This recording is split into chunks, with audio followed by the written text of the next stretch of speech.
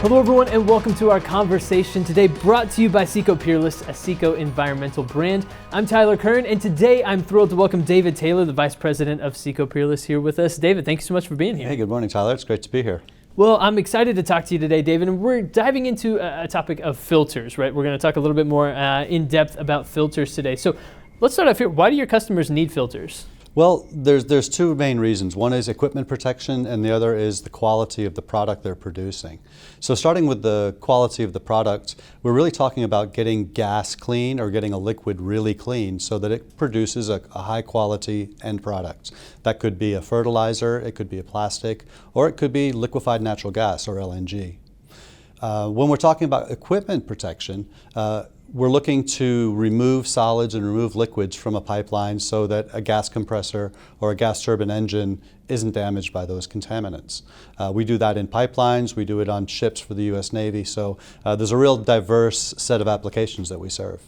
Are there environmental reasons why this is an important thing as well when you think about the environment and that sort of thing? Yeah, for sure. So if you think of a gas turbine that's making power at a power plant, natural gas power is really hot right now because it's a cleaner burning fuel. Nonetheless, if the gas isn't clean, the engine doesn't burn clean, and you can have higher emission levels. So in addition to the work that Peerless does on the emissions side with NOx reduction on the emissions of the gas power plant, the filtration side is really important in front of the engine to make sure that the fuel's burning cleanly. So do different applications require different filters? Kind of break down some of the options that exist in that area. Sure. So one that's really different than the others is the shipboard Navy stuff. So that's where we have panel filters and bag filters to clean the air that's going into the engine. So those are called air intake filtration. And that's really protecting the engine. And if you think about the U.S. Navy, we're operating off the Middle East where it's a desert environment, and we're also operating largely in the Pacific, so you may have tropical environments as well. So we're custom suiting our filtration to meet those needs. When you're looking at pipelines and other applications on the natural gas side or on the liquid side, there's really a lot of variation. We can be dealing with pleated elements, we can be dealing with what's called depth elements, and they're all custom designed in a sense, but we pick and choose those for cleaning gas or cleaning liquids, and you're selecting the right type of filter media, maybe multiple layers, and making sure that it is something that's not going to clog up too fast, because at the end of the day they want to be producing gas and pushing it down the pipeline without interruption. Right.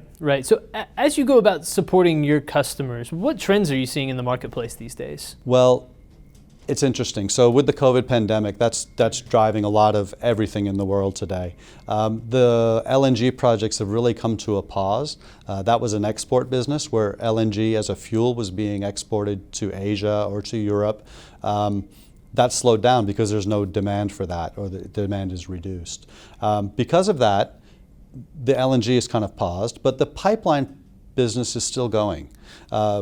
Buyers and sellers of pipeline facilities, they're actively connecting new pipelines together, and that requires new filtration equipment at the meter stations that are measuring the gas going from one pipeline to another. So those companies are struggling a little bit just because their income is down. So we're often dealing with new people on projects, maybe younger engineers who are less experienced and maybe less expensive to work in the company. So we do a lot of consultation to help those guys understand what's going on and look at the different options, because a lot of times the cheapest purchase at the beginning could be a costly operational expense during the lifetime of the facility. Yeah, you have the experience and the expertise to rely on to be able to provide that correct guidance given the situation, right? That's for sure. So our team based in Dallas, we have another group up in Buffalo, New York.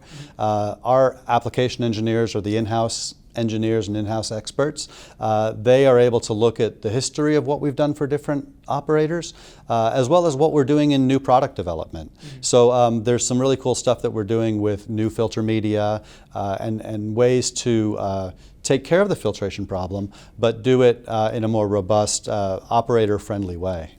Absolutely. So I want to talk OpEx management. Can you describe a real-world example of how Peerless supports OpEx management? Sure. So OpEx, that's really talking about the aftermarket component, the lifelong expense of running a compressor station, for example. We had one recently out in West Texas. It was a connection of 2 pipelines, and the new pipeline was bringing in a lot of dirt, a lot of solids, probably from the construction of the pipeline, but also just the fact that it was a new feed of gas. We noticed after the initial commissioning that the filters were getting eroded away, just eaten away by the large amount of solids that were coming into the separator. So we worked with the client.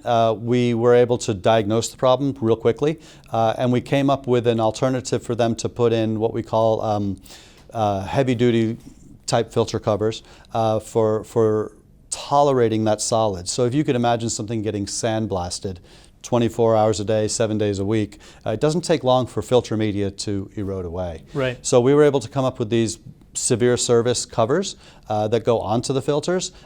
They don't impact the operation, except they just allow those filters to last longer in service. Interesting. So how can customers find out more about Seco Peerless filters and also buy replacement parts? Sure. So we're really focused on that. We've done a really big effort to try to help our customers find us more easily. So on our website, secoenviro.com/peerless, if you go there, there's a big yellow button at the top of the page that says aftermarket, and not only with the equipment, but also the ability to get our field service guys out there. Our technicians will go to the field, they'll help with the installation, make sure it's done properly. There are different types of filters in different applications, so they're not all attached the same.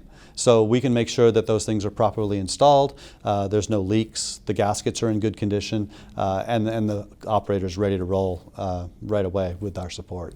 Better to get the expert out there the first time and get it right off the bat, right, rather than Absolutely. something going wrong in the future. Absolutely, because if you think of the millions of BTUs worth of gas that are going down the pipeline, that's money that these operators need. So shutting down for a few hours or for a day is tens of thousands of dollars. So get it right the first time. We're glad to help, and we're able to do that. Absolutely. So check out more on Seco Peerless. And David Taylor, Vice President at Seco Peerless, thank you so much for joining us Thanks today. a lot. It's been a pleasure. And everyone, thank you so much for joining us today for this episode. We'll be back soon with more content, but until then, make sure you go visit secoenviro.com for more information on Seco Peerless and everything that they're doing in the world of filters, and we'll talk to you again soon.